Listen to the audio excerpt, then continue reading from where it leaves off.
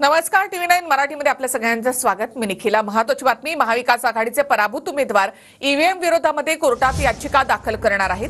Ballot पेपरवर निवडणुका घ्या, मी राजीनामा देतो असं विधान उत्तम जानकरांनी केलंय. तर मार्कळवाडीनंतर साताऱ्यामधील कोळेवाडीच्या ग्रामसभेतही ईव्हीएम विरोधाचा ठराव मंजूर करण्यात आलाय. बॅलेटवर निवडणुका घ्या, राजीनामा देतो.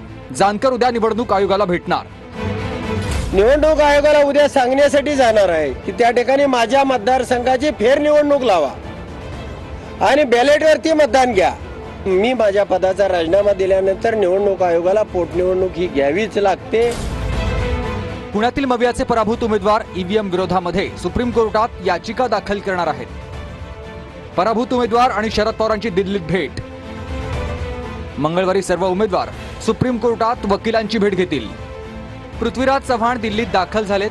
रात्री राहुल गांधींना ते भेटणार आहेत आणि ईव्हीएमच्या मुद्द्यावर चर्चा करणार आहेत. ईव्हीएमच्या मुद्द्यावरून विधानसभेत टोलेबाजी करण्यात आली आहे. दादांनी मार्कळवाडीवरून विरोधकांवर टीका केली आहे. कधीतरी लक्षामध्ये घ्या की आपला करेक्ट कार्यक्रम झालेला आहे, त्याच्यामध्ये आपल्याला जनतेने नाकारलेलं आहे. त्यामध्ये जर आकडे काढायचं म्हटलं तर इतक्या मोठ्या प्रमाणावर म्हणजे 48% महायुतीला मतं आहेत आणि 33% समोरच्यांना मत आहेत. आता एवढा फरक असल्यानंतर दारुण पराभव होणार तरी देखील काही ना काही आकडे. ईव्हीएमच्या मुद्द्यावरून विधानसभेत टोलेबाजी झाली. मार्कळवाडीत जाऊ नका, तुमचा कार्यक्रम होईल असं एकनाथ शिंदेंनी म्हटलंय.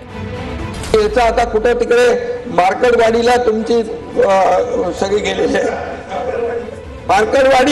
मार्कळवाडी आता मला कोणीतरी सांगितलं मार्कळवाडीतले बाहेरचे लोक कोणी येऊ नका. मार्कळवाडीवाल्यांनी सांगितलं आम्ही आमचं बघतो.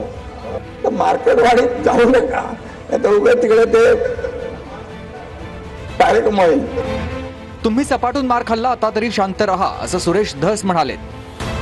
एसटी महामंडळाच्या एसटी मध्ये 53 जागा आहेत सीट. तुमचं 49 आत आहे मला वाटतं तिन्ही विपक्ष. आता इतक्या खाली आल्यावर जरा शांत राहा ना. इतक्या सपाटून मताने आपटल्यावर अध्यक्ष महोदय शांत राहा ना. आता मार्कळवाडी, आता हे तुमचं बहुमत आहे म्हणून प्रश्नही मांडायचे नाहीत का, असा सवाल पटोलेंनी केला. अधिकार कुठे, आम्ही मारलेली मतं कुठे गेली ते ह्या पद्धतीचे प्रश्न त्यांनी विचारले. आणि आम्ही काही प्रश्न काय विचारले होते की जे 76 लाख मतं रात्री झाली त्या मताचं उत्तर आम्ही निवडणूक आयोगाला विचारलेलं आहे. याचा अर्थ असा नाही की बहुमताच्या आधारावर विरोधकांचा आवाज दाबण्याचा प्रयत्न व्हावा असा सभागृहात असं होता कामा नये अध्यक्ष महाराज. मार्कळवाडीनंतर साताऱ्याच्या कोळेवाडीच्या ग्रामसभेत ईव्हीएम विरोधाचा ठराव झालाय. यापुढच्या निवडणुका ईव्हीएमवर नव्हे तर मतपत्रिकांवर घ्या असा ग्रामसभेमध्ये ठराव मंजूर करण्यात आलाय. साताऱ्याचं कोळेवाडी हे काँग्रेस नेते पृथ्वीराज चव्हाणांचं गाव आहे.